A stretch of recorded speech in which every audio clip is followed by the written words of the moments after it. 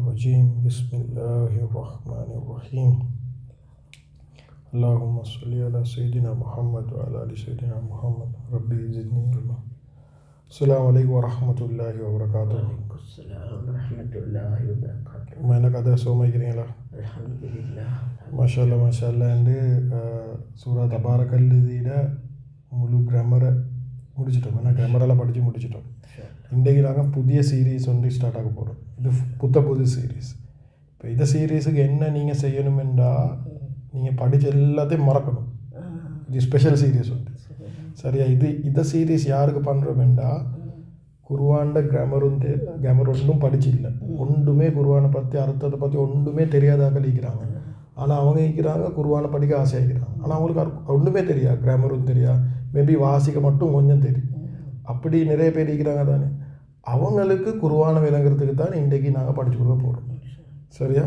அப்போ இதுக்கு வந்து கிராமர் தேவையில்லை, இதுக்கு வந்து நீங்கள் தஜ்வீத் படிக்கணுமென்று இல்லை, ஒன்றும் படிச்சிக்க தேவையில்லை. இந்த சீரியஸுக்கு நீங்கள் வந்து கொஞ்சம் உங்களுக்கு அரபி கொஞ்சம் வாசிக்கலுமா, தமிழ் கொஞ்சம் வாசிக்கலுமா, உங்களுக்கு இதை பண்ணிடும். அடுத்து வந்து இது சீரீஸ் வந்து மிச்சம் டீப்பாக ஒன்றும் டிஸ்கஸ் பண்ணப்பட மாட்டாது. இதில் வந்து குயிக்காக பேர் கொண்டு போகிறேன். அப்படின்னா குர்ஆனை இட நோக்கம் வந்து அர்த்தத்தை மட்டும் விலை கொண்டு போகிறேன்.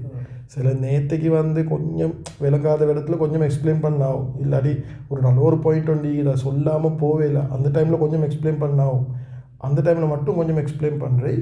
ஆனால் இதில் மெயின் நோக்கமே வந்து முழு குர்ஆனையும் அவசரமாக அர்த்தத்தை விளங்குறேன். அவசரம் என்ற அவசரம் இல்லை, அர்த்தத்தை விளங்கி கொண்டு போகிறேன், அவசரமாக பண்ணலாம். அடுத்த விஷயம் வந்து இப்போ நாங்கள் இந்த வீடியோவை கம்ப்ளீட்டாக பண்ணதுக்கு எங்களா அஸ்ரத் என்ன செய்வார்ண்டா இந்த வீடியோவை ஆயத் பை ஆயத்தாக பிரிப்பார். அவர் க்ராப் பண்ணி வெட்டி எடிட் பண்ணி ஒவ்வொரு ஆயத்தை மட்டும் எடுத்து 1வது ஆயத் வேறையாக போடுவார், 2வது ஆயத் வேறையாக போடுவார். அப்போ யாருக்கு சரி எக்ஸாம்பிள் குர்ஆனை படித்து கொண்டு இருக்கல, ஓகே தபாரக்கல்லுதியில் 10வது ஆயத் விலங்கல்ல, அவங்க அர்த்தம் பார்க்குறாங்க விலங்கல்ல, அவங்களுக்கு போய்த்து அந்த 10 இருக்குதுங்கிற ஆப்பில் கிளிக் பண்ணினேன்னு சொன்னால் அதில் வந்து 10வது ஆயத் வந்துடும், அதில் அர்த்தம் வந்துடும். ஸோ உங்களுக்கு படித்து கொண்டு போகலாம். உங்களுக்கு முழு தபாரக்கல்லுதையும் பார்க்க தேவையில்லை, முழுக்கையும் பார்க்க தேவையில்லை. உங்களுக்கு 20வது ஆயத் கொஞ்சம் கன்ஃபியூஸ் ஆகி என்ன சொல்கிறேன்னு விளங்குது இல்லை.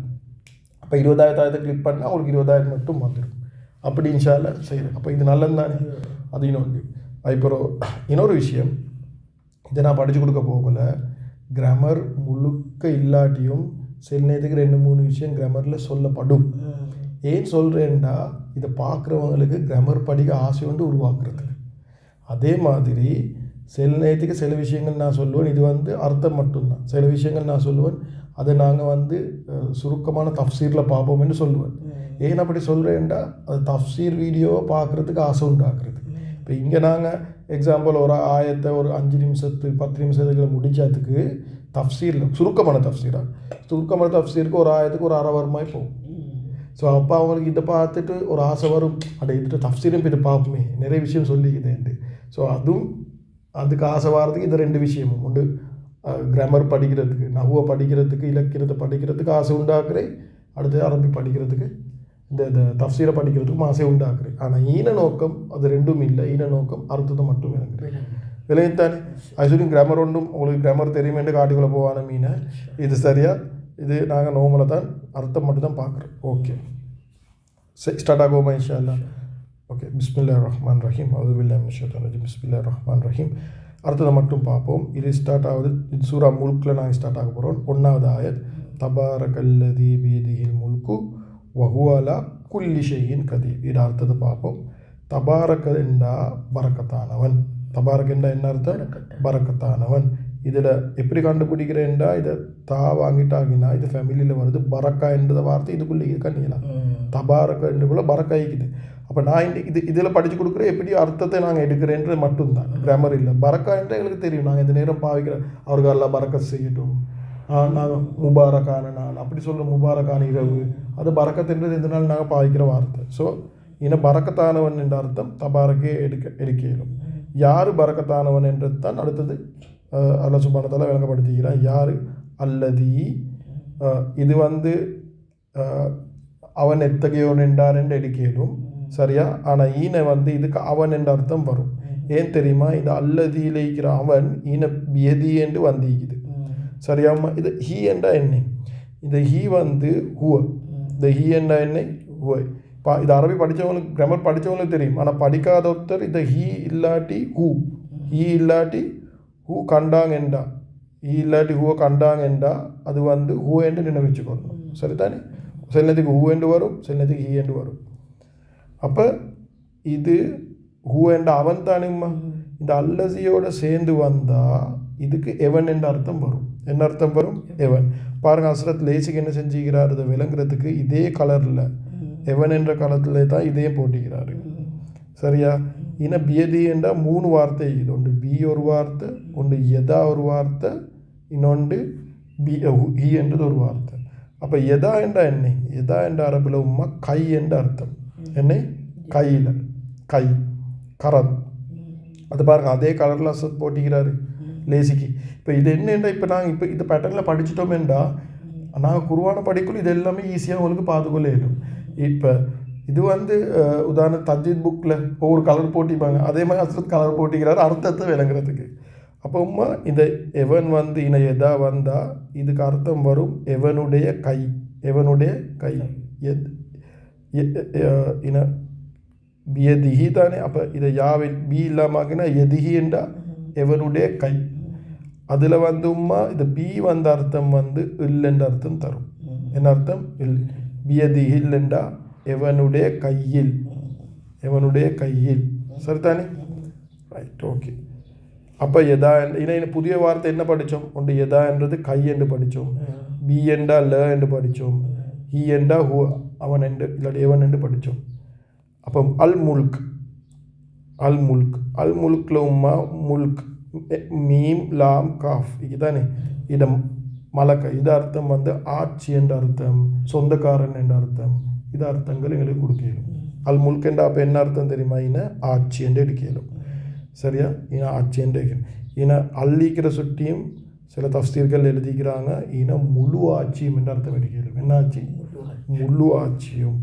அப்போ இன எப்படி அர்த்தம் எடுக்கணும் என்றால் முழு ஆட்சியும் எவனுடைய கையில், முழு ஆட்சியும் எவனுடைய கையில் இருக்கிறதோ அவன் பரக்கத்தானவன். தபாரக்கல்லதி பியதில் முழுக்கும் இருக்கிறதோ. ஓகே, இருக்கிறதோ ஏன் வாரது என்றதுக்கு உம்மா அதுக்கு நீங்கள் கிராமர் படிக்கணும், அதுக்கு நீங்கள் கிராமர் படிக்கணும். அது நாங்கள் அது வந்து ஜும்லா இஸ்மியா என்று சொல்லுவாங்க, அதுக்கு நீங்கள் கொஞ்சம் கிராமர் படிக்கணும். அதை நான் சொன்ன கேப்பில் கிராமர் தேவைப்படும் என்று. ஆனால் இப்போவும் உங்களுக்கு இதை பார்த்தா அல் முல்க் முழு ஆட்சியும் எவனுடைய கையில் இருக்கிறதோ அவன் பரக்கத்தானவன். சரிதானும்மா? அர்த்தம் விளையத்தானே. அப்போ அல்லாஹ் சுப்ஹானஹு வ தஆலா சொல்கிறான் சிம்பிளாக, முழு ஆட்சியும் அவன் கையில் தான் இருக்குது, அவன் பரக்கத்தானவன். சரியா? இன்ஷா அல்லாஹ் பரக்கத்தெண்டா என்னை என்ற சப்ஜெக்ட் நாங்கள் டீப்பாக இன்ஷா அல்லாஹ் சுருக்கமான தஃப்சீரில் பார்ப்போம். இன்ஷா அல்லாஹ் பரக்கத்தெண்டா என்னென்று சிம்பிளாக சொல்கிறேன்டா. பரக்கத்தெண்டா நிறைய இருக்கிறது இல்லை. பரக்கத்தெண்டா உம்மா கொஞ்சம் மீந்தாலும் அதில் நிறைய விஷயம் செய்யலும் வேண்டாம். அதுதான் பரக்கத். ஒரு சின்ன சாப்பாடு பார்சல் தான் ஆகிக்குது, அது ஒத்தர் சின்ன சாப்பாடு 10 பேர் பவுரு நிறைய தின்றாங்கண்டா அதுதான் பரக்கத். 10 பேர் தின்ற சாப்பாடை 2 பேர் தின்னும் பவுரு நிறைய இல்லை, இல்லாட்டி பௌத்தால போகுது தின்ற போகிறோம், இது பரக்கத் இல்லை. சரிதானம்மா? Right, okay. அப்புறம் அல்லாஹ் சுப்ஹானஹு வ தஆலா சொல்கிறான் வஹுவாலா குல்லி ஷைஇன் கதீர். வாண்டா இன்னும், வாண்டா இன்னும். சரிதானே? இன்னும் ஹுவ நான் ஆல்ரெடி இப்போ எத்தனை தடவை சொல்லிட்டேன், அவன். அதுதான் இப்போ இதை நான் இப்படி படிக்கிறதால என்ன நடக்கும் என்றாகுமா, திரும்ப திரும்ப அந்த வார்த்தை வரப்போகல எங்களுக்கு வந்து அது நினைவு நிற்கும். ஹுவ என்றா அவன், அலா என்றா மீது என்ற அர்த்தம். அலா என்றா மீது, மேலும். இது மேலும் தான் மேலும், இன்னும், அவன் மீது. எது மீது? குல்லி ஷையின், 2 வார்த்தை. குல்லி என்றா எல்லாம் என்ற அர்த்தம். அரபில் குல்லி என்றா எல்லாம் என்ற அர்த்தம். ஷெய் என்றா பொருட்கள் என்று எடுக்கிறது. எல்லாம் பொருட்கள். குல்லி ஷெயின் என்றா எல்லாம் பொருட்கள், எல்லாம் பொருட்கள் மீதும். கதீர் என்றா பேராற்றல் உடையவன், அப்படி இல்லாட்டி சக்தி உடையவன். எல்லா பொருளும் அவனோட கண்ட்ரோலில் தான் இருக்குது. எல்லா பொருட்கள் மீதும் பேராற்றல் உடையவன். கதீர் என்றா பேராற்றல் உடையவன். சரிதானம்மா? அப்படி என்றால் முழு உலகத்தில் இருக்கிற அத்தனை பொருட்களும் எல்லாமே அவனோட படைப்பு தான். அல்லாஹ் சுப்ஹானஹு வ தஆலாவை தவிர எல்லாமே அவனோட படைப்பு தான். அவன் அத்தனை படைப்பும் அவன்ட சக்திக்கு உட்பட்டதாக தான் இருக்குது, அவன்ட கண்ட்ரோலில் தான் இருக்குது. அவனுக்கு வேண்டியமாக அதை ஒன்று இயக்கிறதுக்கு அவனுக்கு சக்தி இருக்குது. சுபல வகுவலா குல்லி ஷைன் கதீர். இது வேணுங்கிட்டாகுமா? சரி, உங்கள்கிட்ட நான் திருப்பி கேட்குறேன். இதை கேட்குறவங்களுக்கு நினைவிக்கிறதுக்கு. வா என்ற எண்ணெய் இன்னும், ஹூ என்ற எண்ணெய் அவன், அலா என்ற எண்ணெய் மீது, குல்லி என்ற எண்ணெய் ஷெயின் என்ற எல்லாம் பொருட்கள், கதீர் என்ற பேராற்றலுடையவன், சக்தியுடையவன் அர்த்தம். பேராற்றுடையவன் என்று அர்த்தத்தை எடுக்கலாம். சரிதானே? அல்லாஹ் சுப்ஹானஹு வ தஆலா எல்லாவற்றின் மீதும் பேராற்று, எல்லாவற்றின் மீதும் சக்தி உடையவன். இது சுருக்கமான தஃப்சீரில் நாங்கள் இதை பற்றி டீப்பாக கதைப்போம், சுருக்கமான தஃப்சீரில். ஆனால் ஒன்று தலைக்கு வரணுமா, நாங்கள் துனியாவில் எல்லாத்துக்கும் இந்த ஆயத்தை ஓதிக்கொண்டே இருக்கணும். வஹுவலா குல்லி ஷைன் கதீர் எங்களோட தலையில் ஓடிக்கொண்டே இருக்கணும். நான் ஆஃபீஸுக்கு போனாலும் அவன்ட உள்ளமும் எங்களோட உள்ளமும் அல்லாஹ் சுப்ஹானஹு வ தஆலா கல்லில் தான் இருக்குது. இந்த குர்ஆனை படிக்கிற இப்போ எக்ஸாம்பிள் எனக்கு விளங்குது இல்லை, எனக்கு தலைக்கு ஏறுது இல்லை, நான் இப்போ படிக்கிறது கஷ்டமாக இருக்குது. வஹுவலா குல்லி ஷைன் கதீர், வஹுவலா குல்லி ஷைன் கதீர். யாரெல்லாம் ஏண்ட மூளையும் உண்ட கையில் தான் இருக்குது, ஏண்ட உள்ளமும் உண்ட கையில் தான் இருக்குது. எல்லாமே நீ சொல்கிற எல்லாமே உண்ட கையில் தான் இருக்குதுண்டு. என் உள்ளத்தை குர்ஆன் பக்கம் திருப்பிடு, என் மூளையை குர்ஆனை விலக வச்சுடு, என் வாழ்க்கையை அதை பற்றி வாழ வச்சுடு. யாரெல்லாம் என்னையே ஃபுல்லாகவே நீ கண்ட்ரோல் பண்ணது உனக்கு தேவையான மாதிரி. வஹுவலா குல்லி ஷைன் கதீர்.